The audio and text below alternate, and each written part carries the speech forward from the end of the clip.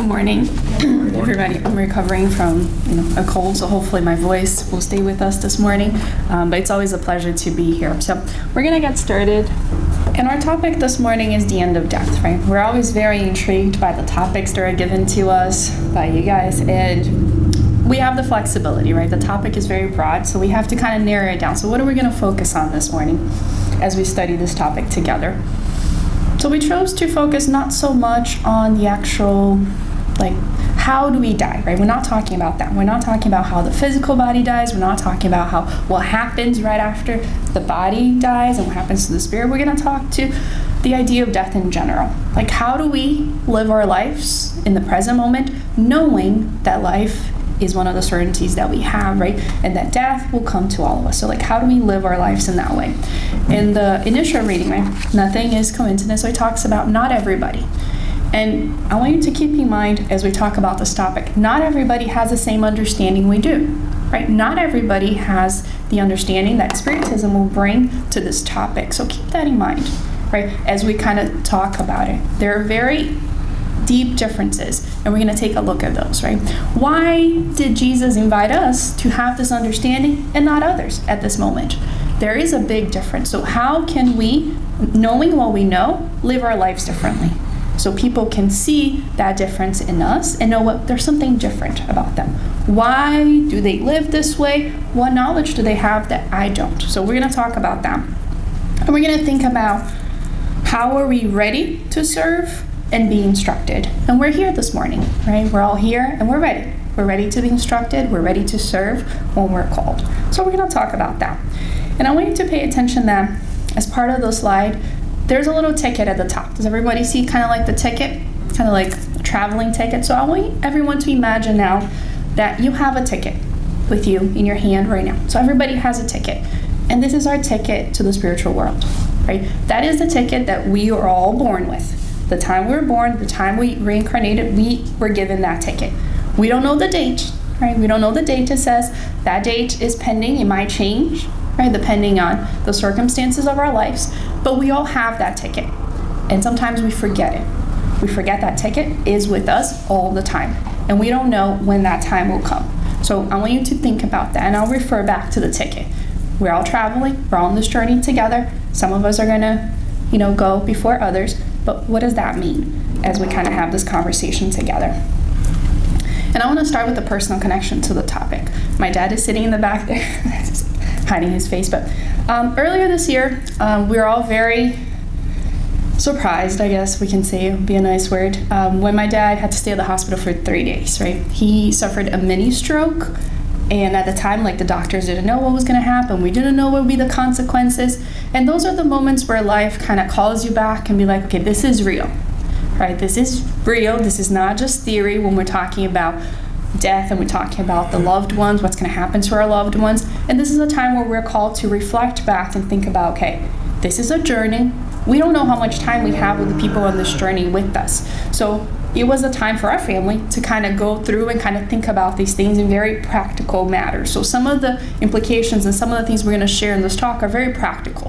How do we do these today, right? How can we make sure that if my dad had passed away, right, if he had gone to the spiritual world that day, were we as a family, were we prepared for something like that? And the answer is usually no, right? We're not prepared. But what are some of the things that we could start doing now so it makes that at least a little bit easier, right? On a family, on everyone around us. So it's a difficult topic to talk about. It was not easy for our family, even being Spiritist, being born into a Spiritist family. It was not an easy conversation to have, but it's a conversation that we started having more and more. So I invite you to embrace the discomfort that this conversation brings. Benjamin Franklin's famous for having this quote, right? In this world, nothing can be said to be certain except death and taxes. Right? Nowadays, we can see that maybe taxes, maybe not so certain, right? Depending on the circumstances, and certainly not death. Is that true, right? In the sense that he meant to say. And we're going to talk about that a little bit more. And I just wanted to kind of give some context to what we're talking about, right? So this is some statistics in terms of mortality around the world. So what are some of the major causes of death around the world for exploring? So This one over here is the United States. This is global. Statistics from 2015. So the top causes of death are cardiac diseases, so heart disease, then stroke, and then you have different kinds of cancers, right? So those would be the top ones that around the world are killing every day, and people are passing away every day. And then the world meters is the calculator, and you can see the population increasing and decreasing, and you can see at every second, right, how many people are being born and how many people are dying, right, in the physical realm. And in the United States is similar. Heart disease, cancer, and then some other cancers that are part of that. But those are some of the lead causes of death. And the reason I wanted to point it out is that some of these are preventable, right? These are preventable causes of death. And sometimes we forget that in the way that we live our lives. So we're going to touch upon that too. What are some of the ways? Are we living our lives? Are we taking care of this instrument that it was lent to us, right? This is borrowed. Our physical body is borrowed. It's not ours to keep. So how are we taking care of something that was given to us on a loan, if you will? We have to return it. So we started our presentation by searching the topic of death on Kardecpedia. Right? So we went to Kardecpedia and we searched the topic of death.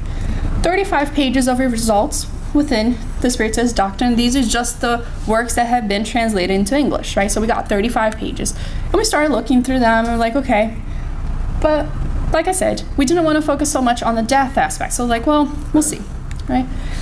Because this is what we wanted to focus on. Can I have a volunteer read this passage for us?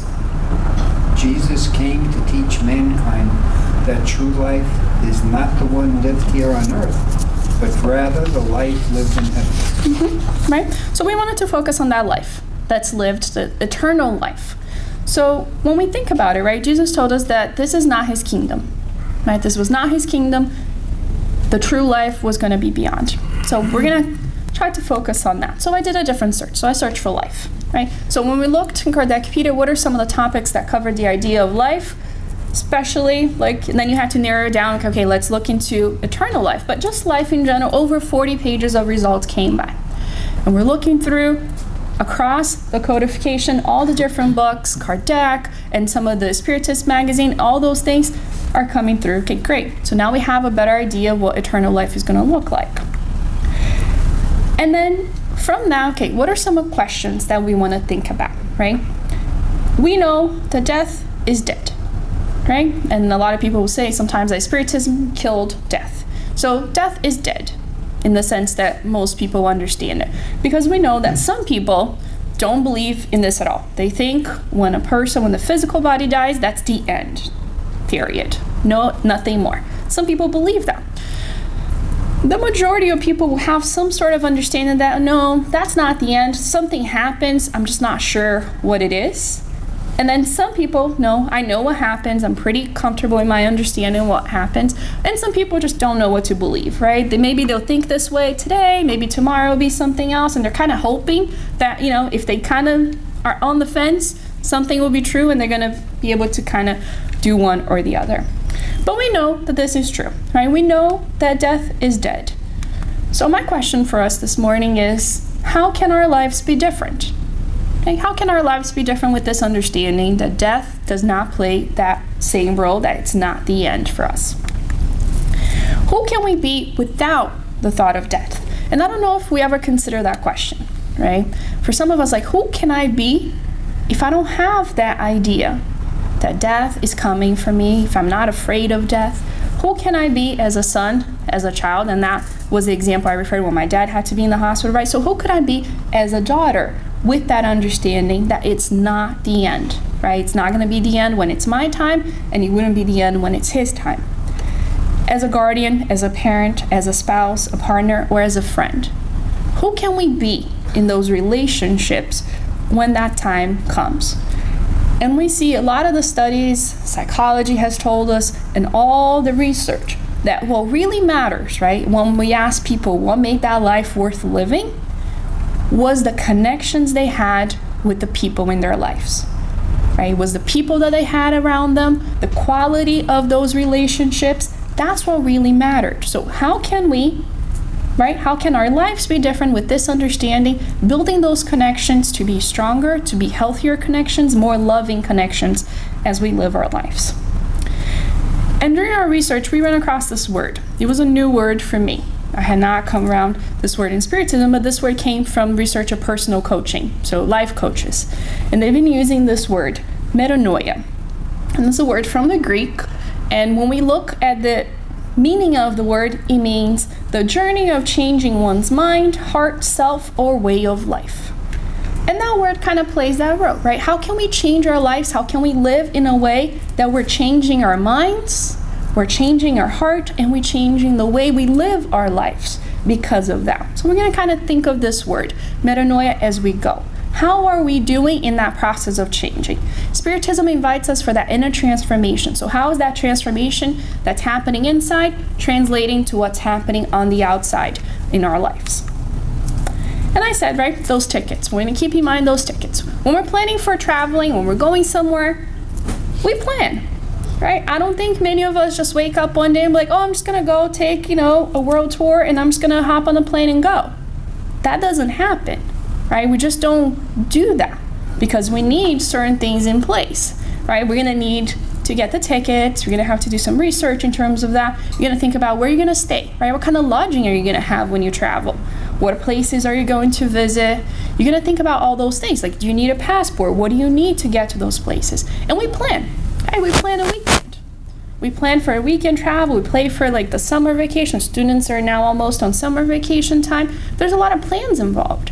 And we forget that we have to plan for our trip to the spiritual realm, right? Sometimes we just think it's just going to happen. It just happens. When it happens, and it's going to be great. Or not, right? So it depends. Sometimes we forget that this also takes planning. It's not the same planning, but we're also going to have lodging in the spiritual world, right? What kind of realms are we going to be in? We're also going to need some sort of ticket there when that will happen. We're going to think about transportation, right? What kind of state of mind are we going to bring when we do this travel? So we're going to think about those things. And what luggage are we bringing with us? And that's important, right? Sometimes we pack light. Sometimes we pack a little bit more. But what kind of luggage do we need, right, for this spiritual trip that we're going to take? What do we need? Gandhi had this interesting quote, right? He talked about that birth and death are not two different states, but they are different aspects of the same state. And that's the state of living, right? These are different aspects of the state of living. We're living here, we're going to continue to live there because we're eternal beings. The same state. So we're going to keep that in mind. And we're going to think about this journey, right? So it's kind of like point A, we're working, right? We're on the trip here to do work and to kind of develop and grow in this incarnation. And then we're going to have our trip to return to our spiritual home. That's our home. Here is just a temporary state where we are. Doesn't mean we're going to live like, oh, I don't have to worry about now because I'm really going to focus on the future. That's not what we're talking about. But we know that our home is not here, right? Jesus said, my kingdom is not of this world. And our kingdom, right, living, being with him, is not here either. And we know, right, who's afraid of death. And Simonetti does a great job, like with his humor and everything else, kind of walking us through that journey of thinking about, like, who is afraid? Why are we afraid of death? And I want to invite you guys to watch this video that was created, Are You Afraid of Death? So I'm not going to be the only one kind of talking about this topic. So I want you to hear from some of our colleagues in the Spiritism. So let's hear and watch the video, and then we're going to talk a little bit more. Why we should not be afraid. And I now have to tap. Are you afraid? Right? And this is a time for us to personally reflect. Are we afraid? Honestly, right?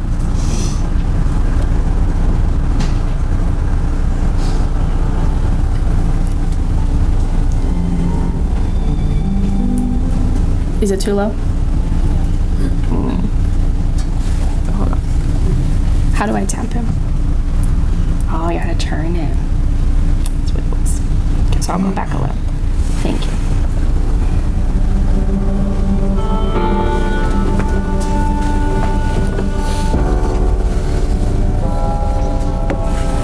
The fear of death controls a lot more human behavior than we give it credit for.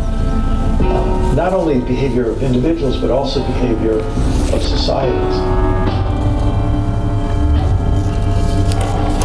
It's natural to fear the unknown.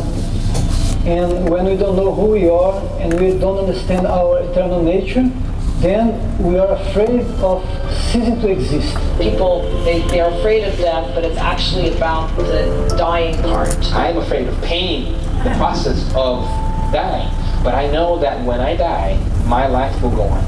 And so it's only natural that we fear the unknown. In our tradition, there's a promise that there's life after death. And the promise means that the life we live here is not the whole story. That out of death comes new life.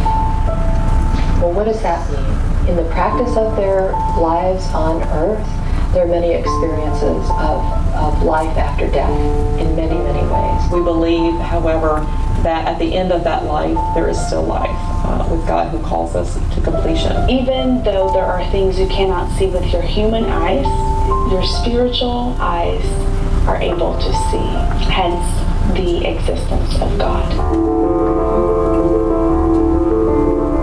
But in Spiritism, we say it should be something normal. It shouldn't be something that's scary for us, because we all are born, we die, and then we are reborn again. This is the law. This is what's going to happen to all of us, independent of what we believe in. The teaching of Sufism is that life is a continuum with no beginning or end, just different states and stages of being. Physical death is a point of transition. Life did not begin when we were born on this earth. We existed before our birth here on earth. And life will not end with our death. Everyone will die eventually. But that death is only the death of this mortal body, flesh and bones. But our spirit, which also is part of this body,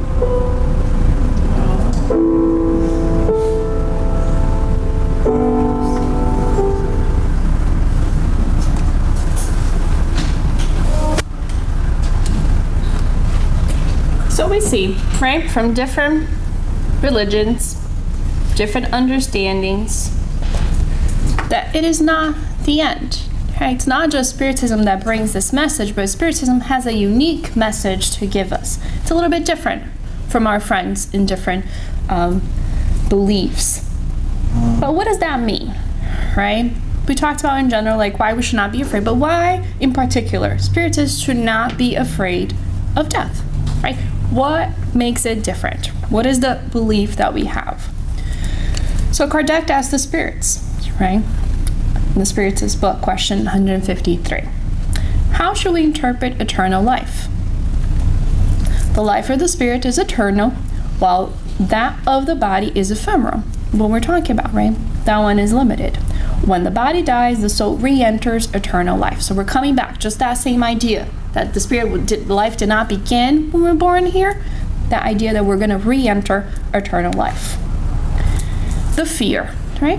The fear of death causes perplexity to many persons. Hence comes this fear in the case of those who believe in a future life, right? Why do people who believe in a future life, why are they still afraid?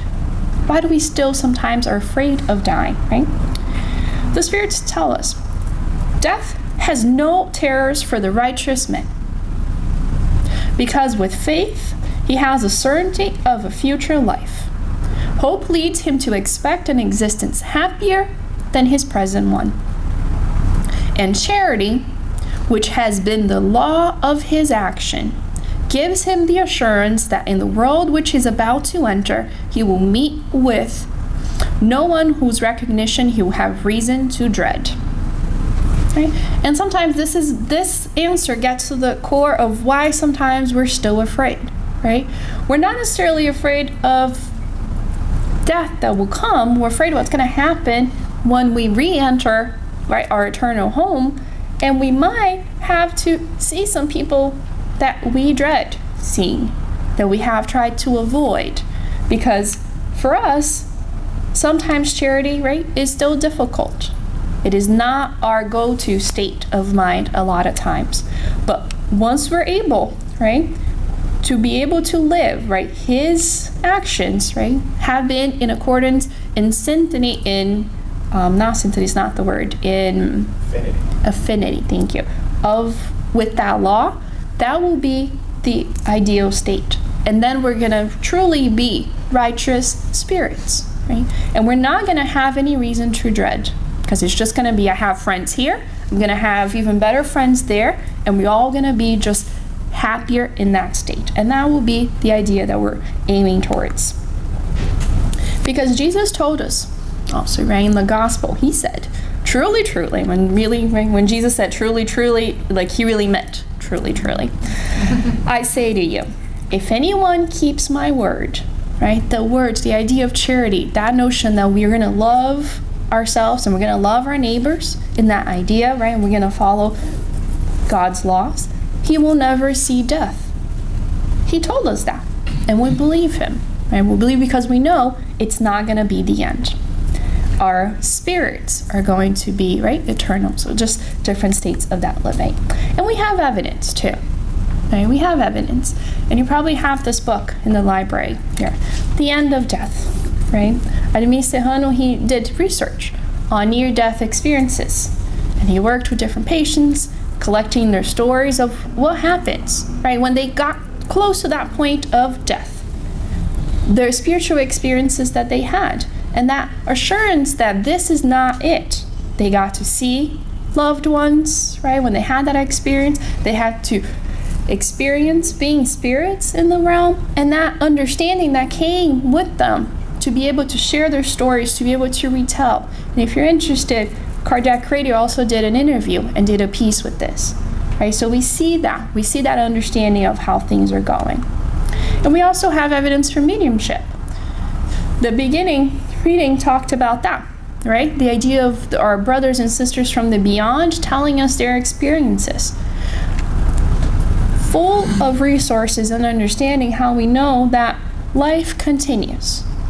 And a lot of messages and a lot of warnings and reminders of how we should be living our lives so we can also experience a happier state when we pass away. So we're going to talk a little bit about earthly life. What are some of the things that we need to talk about? In the news, there's been a lot more conversation, I would say, that in the past about discussing death over dinner or having those conversations with the family, right? So there's been articles in the newspaper, there's a TED Talk, and he talks about what happens when death is it's for dinner, right? When we're able to have death conversations around the table with our loved ones. Remember we talked about, like, if we lived, like, we know death is not the end, why are we not having these conversations with our families? And he says, how we end our lives is one of the most important conversations Americans are not having. And we can separate and say, like, I think around the world, a lot of times we're not having these conversations. So we want to talk a little bit more specifically about this idea, right? The death of the organic being happens when the exhaustion of the organs occur. Now, we tend to think of life cycle as, like, we're born babies and we get to old age and our clock is ticking and there's a point where, like, the clock is going to run out and then we're going to die, right? Our physical body is going to die.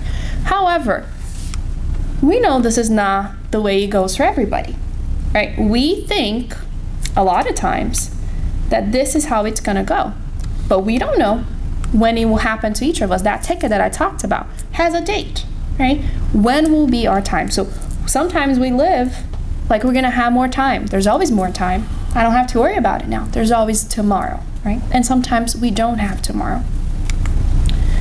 So what happens, right?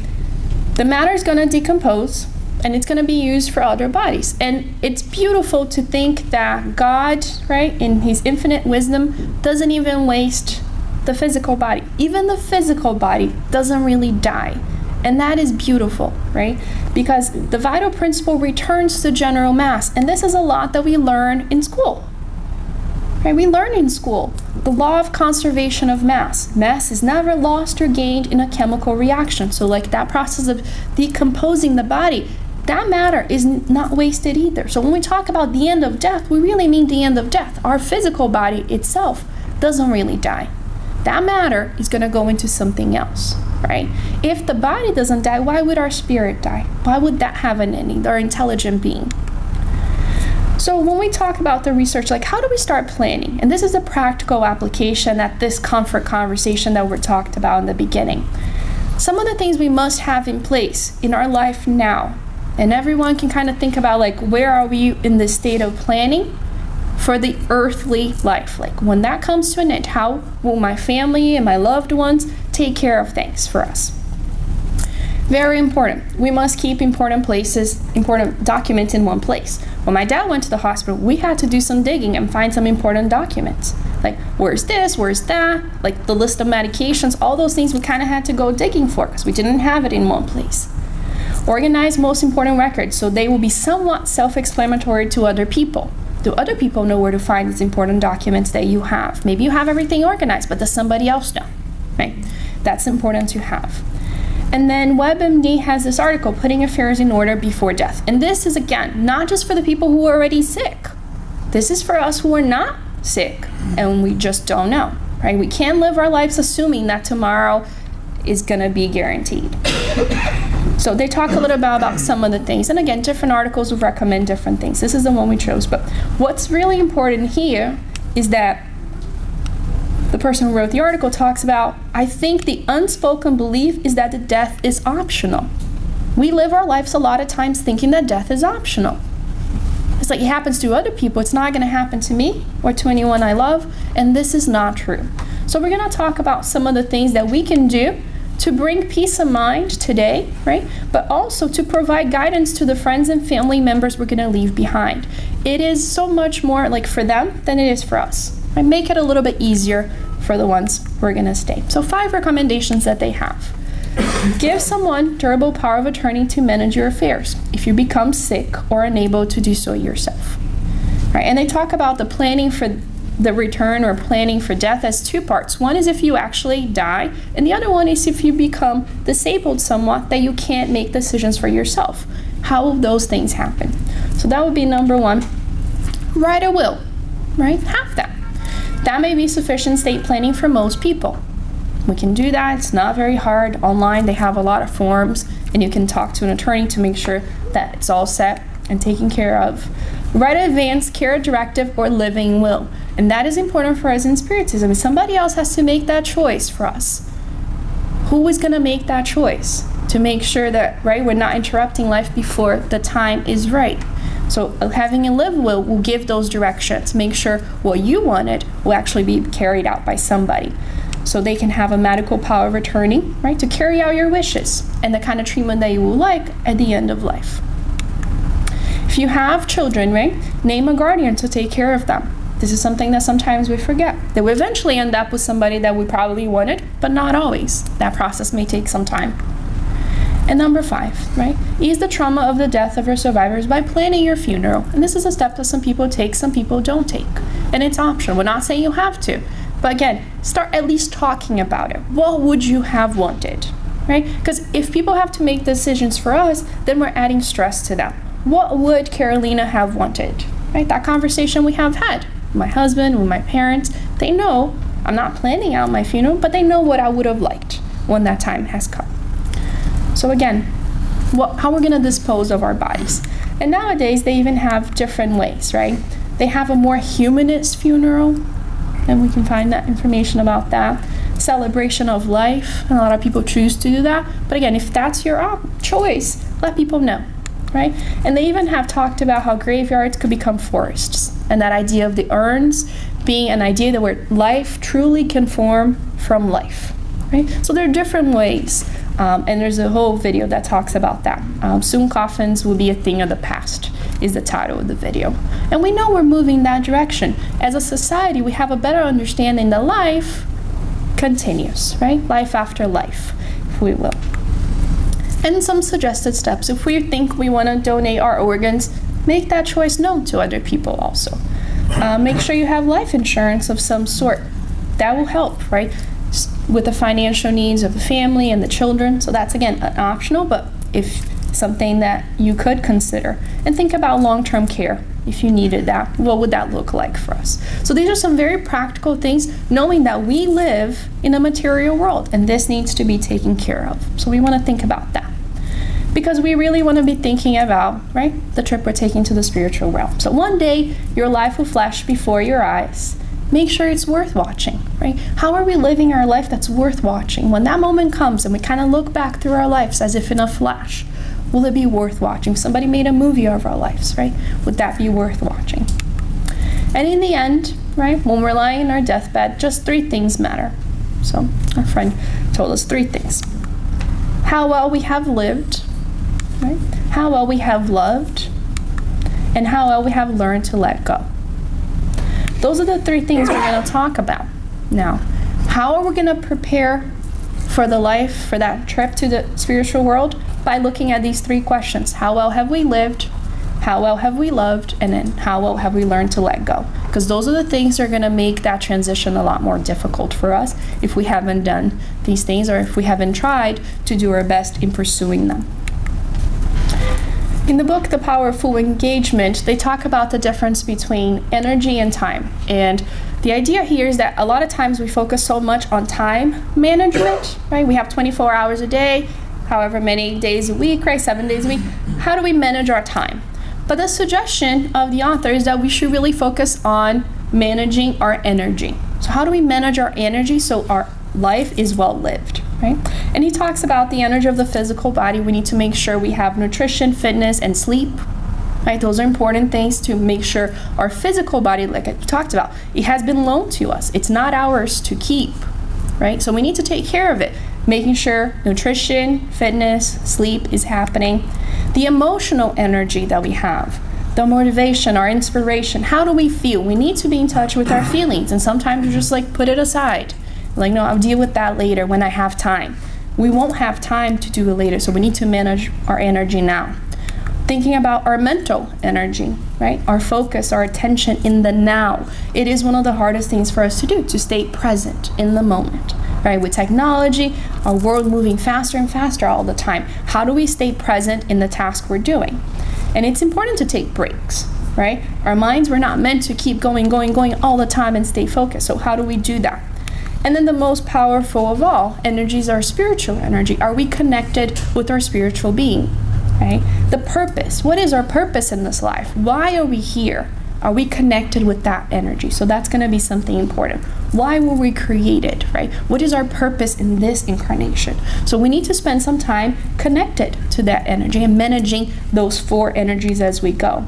And the cycle will go between expanding those energies, but also taking time to recover, right? Our minds need time to recover, our physical bodies need time to recover, our emotional selves, and our physical body needs to recover. We need to manage those energies in a way that we allow them to expand and grow, but we also allow time for it to rest, right? And recover from our busy lives. So this is one way that we think about, how can I manage my energy better as my day, as my week goes by? Because we're really training for death, right? And Humberto de Campos has a beautiful reading that he talks about that idea. Start the renewal of our old bad habits. And this is kind of how he gives us some advice. So I want to point out some of the things from the message. And this one is published in the Spiritist magazine, also in English. So I want to read some of the pointers that he had in that article. How are we training for death, right? We train a little bit in our sleep each night. So that's how our training begins, right? We train a little bit, we kind of learn to let go a little bit, and then we come back, but how else do we do that? And he talks about in the reading how it's not easy, right? But that renewal of our old bad habits needs to start with each meal. So he begins by telling us, as we kind of like learn to let go a little bit of our attachment to red meat, to a lot of the heavier carbs, right? So how can we kind of learn to let go a little bit? He doesn't say give it up. He doesn't say become a vegan or vegetarian necessarily, but he talks about gradually decrease the lust to eat the flesh of animals. So he says gradually decrease that. It's going to make it a little bit easier. Then he says to also keep in mind the drinking, right? The alcohol. So make sure we're decreasing that, because it's very sad to see. And he talks about spirits who in the spiritual realm are still addicted to narcotics, to alcohol. So those things to keep in mind. And he talks about also the idea of sex, right? So gradually preserving our emotional balance. So how do we do that? Because he says we have many people carrying living hell labeled love. in the spiritual realm. So how are we balancing that energy also? He talks about money, right? If you have a lot of earthly possessions, he says, make sure you have a will. Put that in your will. If you want to donate things, make sure you're doing that and make sure that's taken care of. So he talks about, again, the living will, and he says, do not cling too much to your blood ties. Right? We always love our family and want to take care of it, but don't cling too much to it, because he warns us, right? Once we die, those ties are going to have to be loosened up. We cannot, right, be too attached. We need to let go of that. And I guess the most important one when he talks about is, if you already have the treasure of a religious faith, live accordingly to the precepts you embrace.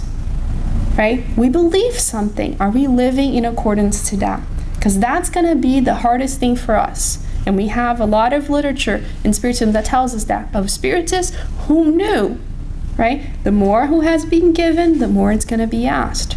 They were given a lot of information, but they weren't living their lives in that way. And that was a difficult transition for them. So he invites us, right? Do the most good you can without worrying about pleasing everyone. It's hard to please everyone in this life.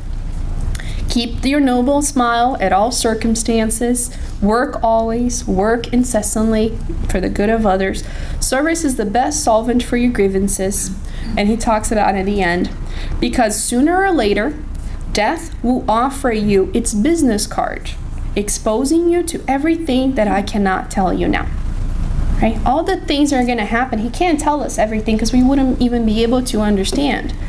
But death will come with its business card, right? That return ticket that we talked about in the beginning. It's going to be, it's time, right? Your bag should be packed. It's time, let's go. And that's going to be the time when we're going to think back. It's like, hey, did I at least try, right? Am I attempting to live in a way like this matters? And this idea of the happiness model, we're going to briefly go through it. But it's basically the idea of how are we balancing future benefit with present benefit. Okay, that's the idea. How do we balance future benefit with present benefit? Because a lot of times what we're doing is we're only thinking about the present benefit, but we're going to have a future detriment, right? The idea of the burger. We're going to eat that really junk burger that tastes so good right now, but we know it's going to cause some problem later on, right? But we want to eat it now, so we do, right? And it's like, oh, the future will take care of itself. So that will be the hedonism view. And then we think about on the other end is like the rat race, right? I have a future benefit. It's healthy, but it's tasteless. Like I can't, right? It's like, oh, that burger had no taste at all. But sometimes we do that too, right? We're eating that burger that we know it's going to have a future benefit, but right now in the present moment, there's nothing. We're only focusing on the future. And the worst burger type, if you will be the burger that's both tasteless and junk, right? And those are the things that we do in life that are going to hurt us in the present and they're going to hurt us in the future also. But sometimes we still do them, right? Especially when we give up on happiness, we are attached to past failures, right? We can't forgive ourselves, we can't forgive others, and we live our lives miserably. We're presently unhappy right now, and we think the future is going to be even worse. And that's sometimes our state of mind. And the happiness model will come in where we understand that we can eat both a healthy burger that is tasty, right? If we can manage to be in the present, but still keep in mind the future. And this is the invitation that we want as Spiritism, right? We know that life, right? We have our future life. We know that is true. We know death is not the end, but we currently need to live our lives in a way that's consistent with that understanding of our values and what we do. So we want to keep those in mind, because what's going to happen, right? After earthly life. When we make that journey, when we make that trip, what's going to happen? And this quote from Fitzgerald talks about, right, it's a funny thing about coming home. Looks the same, smells the same, feels the same. You realize what's changed is you. When we make that trip to return home, we want to have that feeling that we have changed. That as a result of our inner transformation, as a result of the learnings we have had in this life, we are different.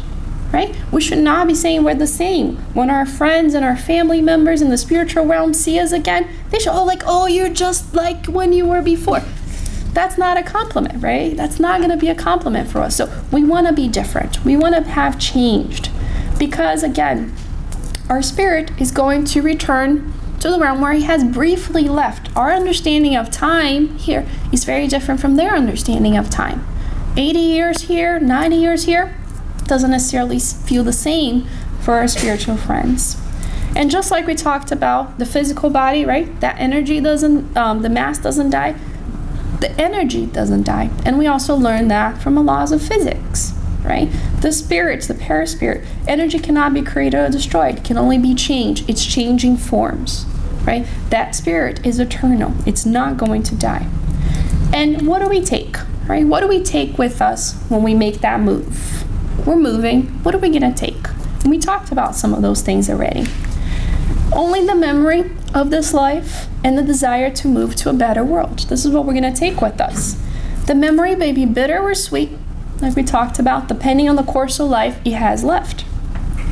The more advanced we are, right, the more clearly we're going to recognize the futility of what has been left behind on earth. But if we're too attached, that's not going to seem futile for them. It's going to be like, oh, I can't move on, right? I can't enjoy, I can't be happy because I'm so focused on what I has left behind. So we're kind of like thinking about those burgers, right? We don't want to be in that situation. We want to make sure in the present and in the future, we can kind of go and stay balanced there. But our biggest challenge is going to be, right, as it is for all humanity, the selfishness and the pride that we have inside of us. That's going to be our biggest challenge in letting go and loving the people we have our relationships with right now. But St. Francis of Assisi has a great solution for us. He talks about that. Remember that when you leave this earth, you can take with you nothing that you have received, only what you have given.